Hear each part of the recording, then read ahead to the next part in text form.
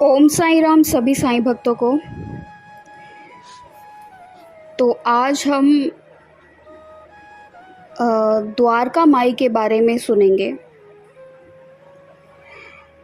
और बाबा के बारे में भी सुनेंगे। तो शुरू करते हैं। एक मराठी सेंटेंस है, पहले मैं उसको पढ़ती हूँ। हिचे आपुली द्वारका माता, मस्जिदे आत बेसता लेकरू निर्धास्ता होतात। इसका हिंदी अनुवाद है, यह हमारी द्वारका माता है। जो बच्चे यहाँ आते हैं और इस मस्जिद में बैठते हैं, उन्हें भय नहीं करना चाहिए। बाबा ने कहा है कि द्वारका माई बहुत दयालु और कृपालु है और भक्त आसानी से जीवन रूपी भव तर सकते हैं, मतलब उनका बेड़ा पार हो सकता है। बाबा अपने भक्तों की इच्छाओं और कामनाओं को जान लेते थे और उनकी इच्छाएं पूर्ण करते थे। बाबा ने कहा, जो द्वारका माई की मस्जिद में बैठता है उसको कोई हानि नहीं पहुंचा सकता है। डॉक्टर केशवराव गवनकर ने अपनी पुस्तक शिलाधि में मस्जिद का अर्थ समझाया है। उन्होंने मस्जिद शब्द को खंडन करके उसका अर्थ समझाया है। तो आइए अब हम इसका अर्थ समझते हैं मस्जिद का। तो माँ मतलब महान, मस्जिद, शी मतलब शिव पद या शिव के या साईं बाबा के चरण। दा मतलब दयारी, वह जगह जो देता है, जहाँ पर जाने से बैठने से आपकी इच्छाओं की पूर्ति होती है, वह जगह। तो इसका अर्थ है वह महान या उच्च स्थान जहाँ पर परमात्मा साईं बाबा के चरण हैं और इस मस्जिद में ही उस सत्य चित्त आनंद का वास है, जहाँ वे अपने भक्तों से मिलते थे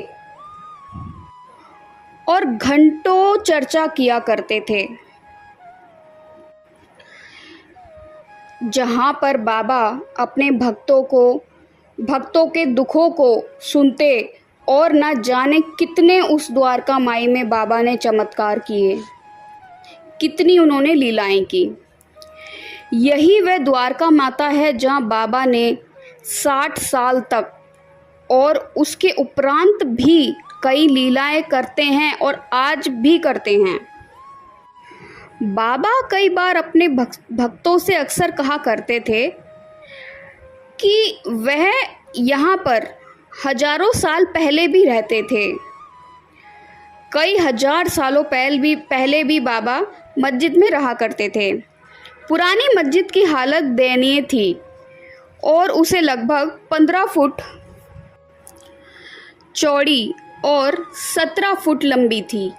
यह पवित्र पावन स्थान अपने सभी धन परिमाण समेत हमें कई अमूल्य शिक्षा प्रदान करता है और साईं बाबा का जीवन स्वयं ही सर्वोच्च सत्य का उदाहरण है।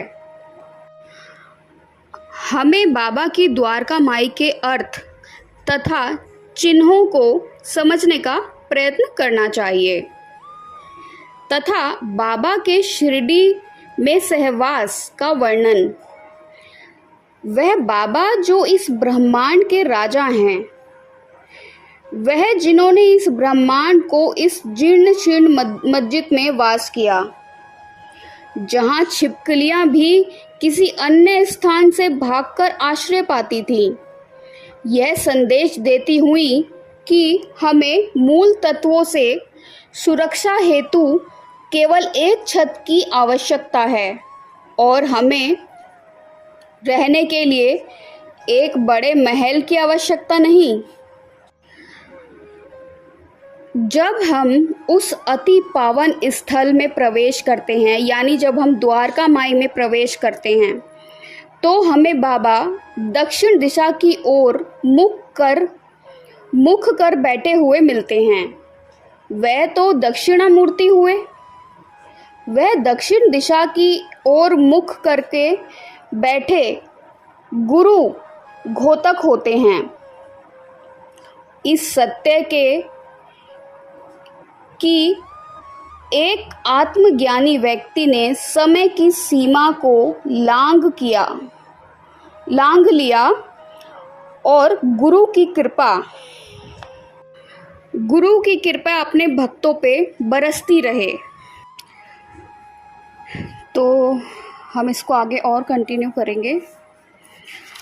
और द्वारका माई में बैठ के जो सुकून मिलता है ना, वो सिर्फ साईं भक्तों को मालूम होगा।